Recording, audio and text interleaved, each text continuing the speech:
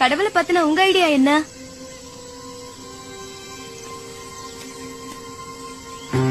கடவுள் பத்தி ஒவ்வொருத்தருக்கும் ஒவ்வொரு புரிதல் இருக்கும். என்னோட புரிதல்ல இருந்து வேணா ஒண்ணு சொல்றேன், உங்களுக்கு புரியுதான்னு பாருங்க. நாமெல்லாம் மிருகமா இருந்தப்போ உணவும் இனப்பெருக்கவும் மட்டுமே தேவையா இருந்துச்சு.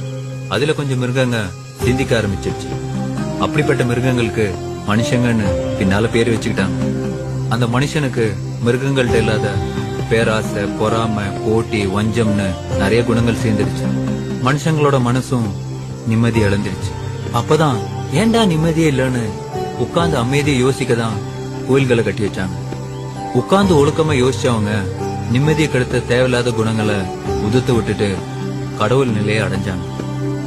அந்த கடவுள் நிலையை அடைஞ்சவங்க கொடுத்துட்டு போன சிலபஸ் தான் திருமந்திரம், திருக்குறள், பகவத்கீதா, குர்ஆன், தம்மபதம், பைபிள்னு எல்லாம்.